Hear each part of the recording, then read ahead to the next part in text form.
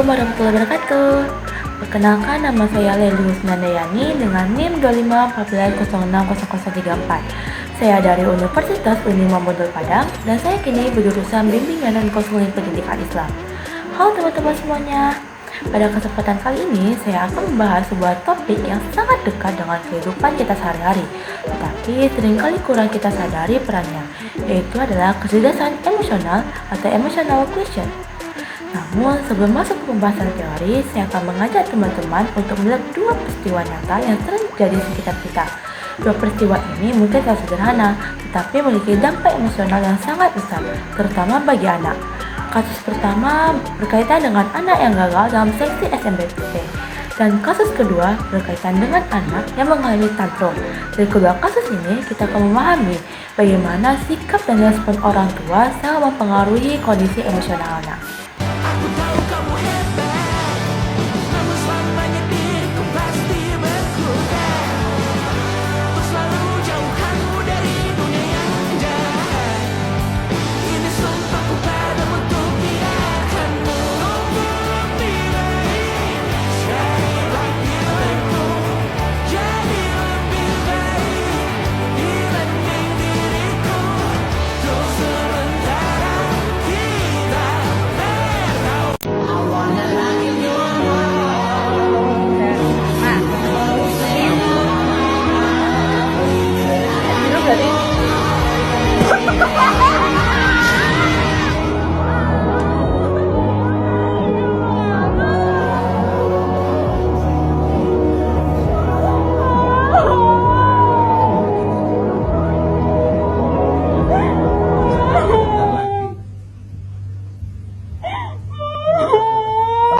Ku tarik nafas panjang saat ini, hembuskan perlahan dan sadari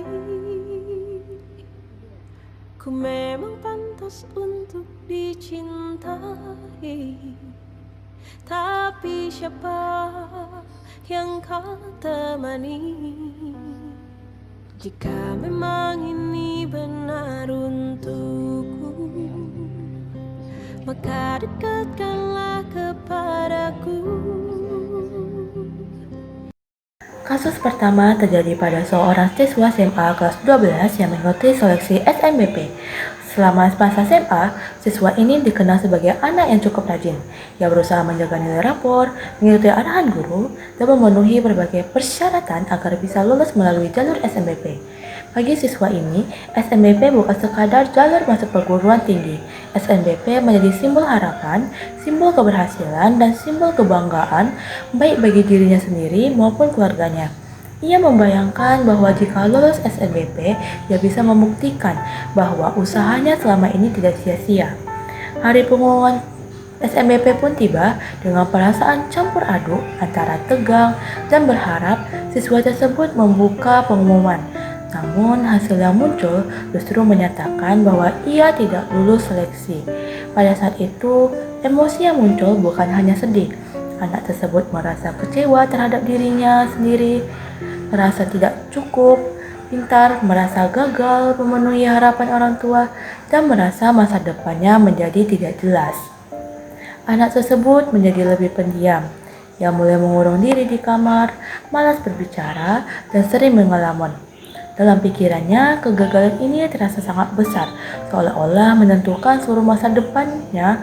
Orang tua yang melihat perubahan sikap anak mulai menyadari bahwa anak sedang berada dalam kondisi emosional yang tidak baik. Namun, orang tua tidak langsung menegur, tidak memarahi, dan tidak membandingkan anak dengan orang lain. Orang tua memilih untuk mendekati anak secara perlahan. Orang tua duduk bersama anak, mendengarkan ceritanya, dan membiarkan anak mengungkapkan perasaannya. Anak menangis dan mengungkapkan rasa kecewa yang selama ini ia pendam. Setelah anak mulai tenang, orang tua mengatakan bahwa kegagalan ini bukan akhir dari segalanya. Orang tua menegaskan bahwa usaha anak tetap bernilai, meskipun hasilnya belum sesuai harapan. Orang tua juga mengingatkan bahwa masih banyak jalan lain untuk melanjutkan pendidikan, seperti SNBT atau jalur mandiri. Dukungan emosional ini membuat anak merasa diterima dan tidak sendirian. Anak mulai menyadari bahwa kegagalan bukan berarti dirinya tidak berharga. Perlahan, anak mulai bangkit dan kembali memiliki semangat untuk melanjutkan perjuangannya. Nah, pada kasus kedua terjadi pada seorang anak usia dini yang mengalami tantrum. Tantrum merupakan ledakan emosi yang biasanya terjadi karena anak belum mampu mengekspresikan perasaannya dengan baik. Dalam suatu situasi, anak menangis dengan suara keras, berteriak, bahkan menjatuhkan diri ke lantai karena keinginannya tidak dipenuhi. Situasi seperti ini seringkali membuat orang tua merasa lelah, malu, dan emosi.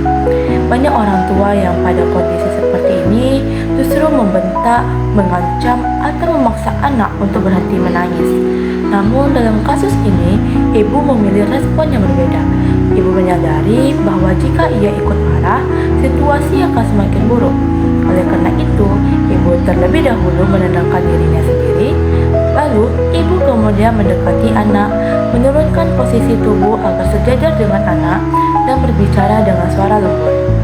Ibu tidak langsung menasihati atau memarahi.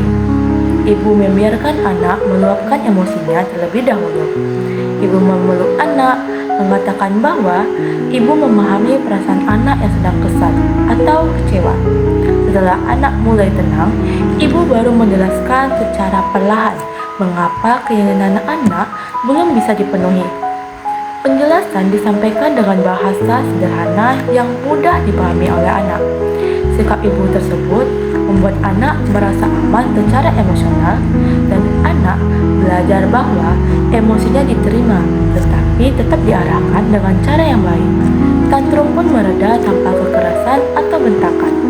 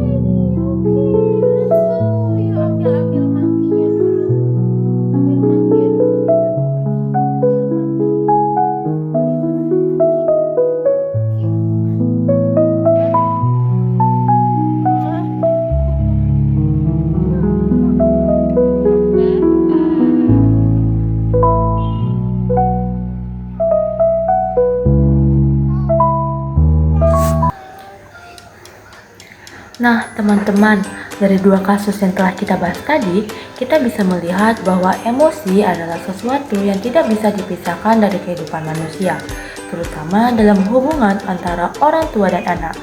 Setiap anak, baik remaja maupun anak usia dini, memiliki cara yang berbeda dalam mengekspresikan emosinya.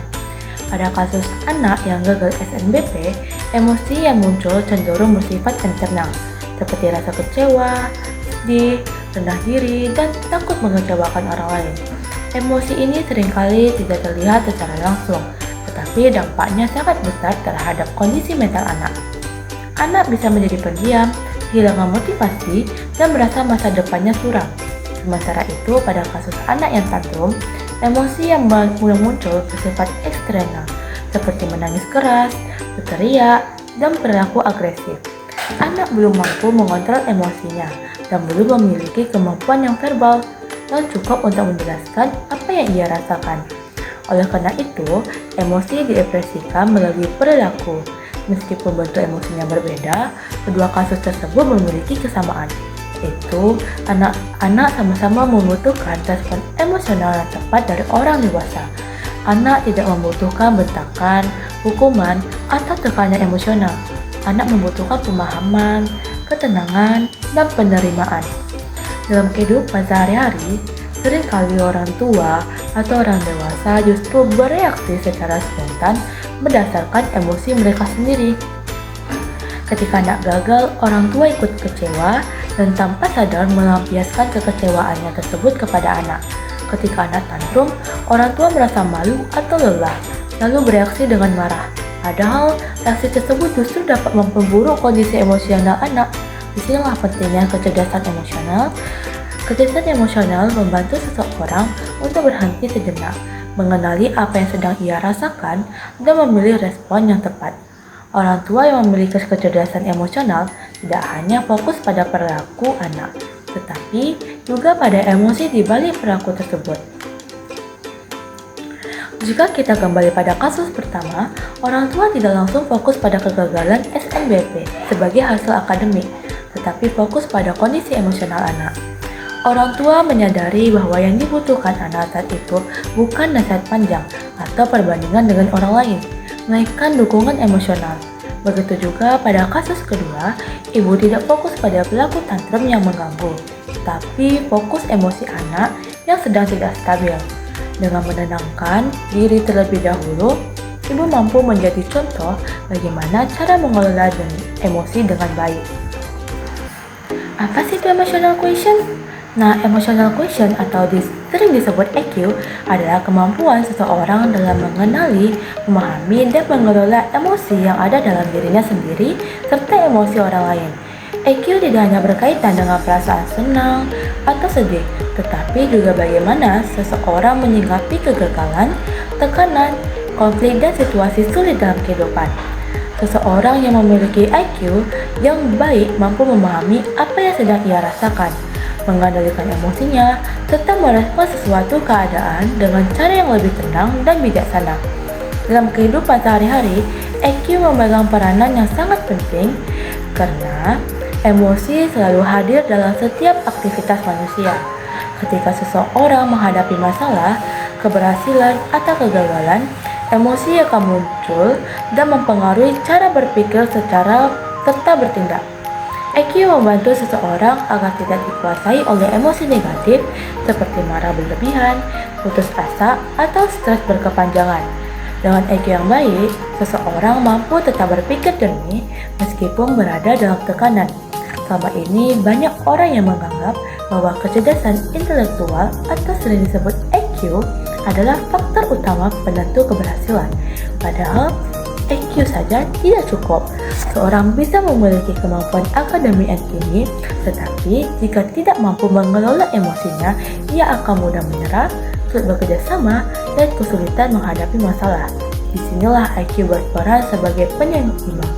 EQ membantu seseorang mengelola stres, menjaga kesehatan mental, serta membangun hubungan sosial yang sehat dengan lingkungan sekitar. Salah satu aspek penting dalam EQ adalah kesadaran diri. Kesadaran diri merupakan kemampuan seseorang untuk mengenali emosi yang sedang ia rasakan.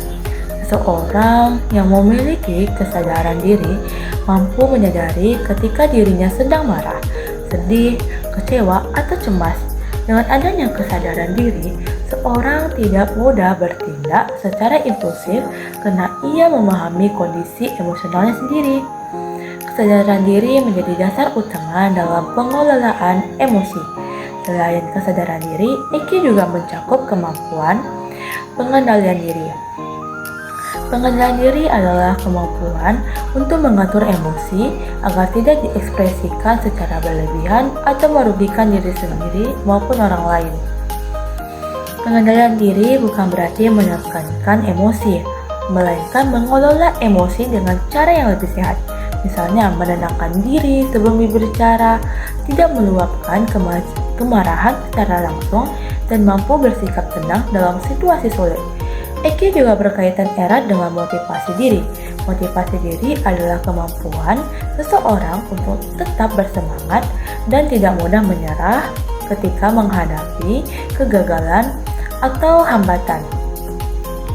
Seseorang dengan EQ yang baik mampu memotivasi dirinya sendiri untuk bangkit dan mencoba kembali meskipun hasil yang diperoleh belum sesuai dengan harapan. Motivasi diri ini sangat penting dalam menghadapi tantangan hidup, terutama dalam bidang pendidikan dan kehidupan sosial. Aspek berikutnya dalam EQ adalah empati. Empati merupakan kemampuan untuk memahami dan merasakan apa yang dirasakan oleh orang lain. Dengan empati, seseorang tidak hanya fokus pada dirinya, tetapi juga mampu melihat suatu permasalahan dari sudut pandang orang lain. Empati membantu seseorang untuk merespon orang lain dengan lebih bijaksana, penuh pengertian, dan tidak menghakimi. Dalam hubungan sosial, empati menjadi kunci utama terciptanya komunikasi yang baik dan harmonis. EQ juga mencakup keterampilan sosial, yaitu kemampuan seseorang dalam berinteraksi dan membangun hubungan yang sehat dengan orang lain. Keterampilan sosial meliputi kemampuan berkomunikasi dengan baik, bekerja sama, menyelesaikan konflik, dan menjaga hubungan sosial. Seseorang dengan keterampilan sosial yang baik mampu menyesuaikan diri dengan lingkungan, menghargai perbedaan, dan menjaga hubungan yang positif dengan orang lain. Secara keseluruhan, kecerdasan emosional membantu seseorang untuk menghadapi kehidupan dengan lebih matang secara emosional. EQ membuat seseorang tidak mudah larut dalam emosi negatif, mampu memahami dirinya sendiri dan orang lain, serta dapat mengambil keputusan dengan lebih bijak. Oleh karena itu, pengembangan EQ sangat penting tidak hanya bagi anak, tetapi juga bagi orang tua, pendidik, dan masyarakat secara luas. Karena IQ berperan besar dalam membentuk kesehatan mental dan kualitas hubungan sosial seseorang. Nah, setelah memahami kedua kasus tersebut secara mendalam, kita dapat menyimpulkan nih bahwa emotional quotient atau EQ adalah kemampuan yang sangat penting dalam kehidupan manusia. EQ bukan hanya tentang menjadi orang yang sabar, tetapi tentang kesadaran emosi, pengendalian emosi, empati, serta kemampuan membangun hubungan yang sehat dengan orang lain. EQ membantu seseorang untuk tidak dikuasai oleh emosi negatif dan mampu merespons situasi dengan bijak. Dalam konteks kekeluargaan, EQ berperan besar dalam membentuk kepribadian dan kesehatan mental anak. Anak yang tumbuh dalam lingkungan dengan kecerdasan emosional yang baik akan merasa aman, dihargai, dan didukung. Anak tersebut akan lebih mampu mengenali emosinya sendiri dan belajar mengelolanya dengan cara yang sehat. Sebaliknya, anak yang tumbuh dalam lingkungan yang minim kecerdasan emosional berisiko mengalami kesulitan dalam mengelola emosi, mudah stres, dan memiliki kepercayaan diri yang rendah. Pada kasus gagal SNBP, EQ membantu anak untuk memahami bahwa kegagalan bukanlah akhir dari segalanya. Anak belajar bahwa emosi sedih dan kecewa adalah hal yang wajar, tetapi tidak boleh dibiarkan berlarut. Dukungan emosional dari orang tua membantu anak membangun kembali motivasi dan harapan. Pada kasus tantrum, EQ membantu anak belajar bahwa emosi marah atau kecewa boleh dirasakan, tapi harus disalurkan dengan cara yang tepat. Anak belajar dari contoh ibu yang tenang bahwa emosi bisa dikendalikan tanpa harus melukai diri sendiri atau orang lain. Jika kita refleksikan lebih dalam, kedua kasus ini mengajarkan bahwa keberhasilan orang tua bukan hanya diukur dari prestasi anak, tetapi juga dari bagaimana anak mampu menghadapi kegagalan dan mengelola emosinya. Prestasi akademik bisa dikejar, tetapi kesehatan emosional anak adalah fondasi jangka panjang. Anak yang sehat secara emosional akan lebih siap menghadapi tantangan hidup di masa depan, baik dalam pendidikan, pekerjaan, maupun hubungan sosial. Oleh karena itu, perkembangan kecerdasan emosional tidak hanya penting bagi anak, tetapi juga bagi orang tua, pendidik, dan masyarakat secara luas. Setiap interaksi yang kita lakukan dengan anak merupakan kesempatan untuk menanamkan nilai-nilai IQ. Nah, sekian dari saya tentang materi IQ atau Emotional Quotient. Sekian dari saya, Laili Husnandayani. Sampai jumpa. I love shopping, tanning, and celebrity gossip. Always have, always will.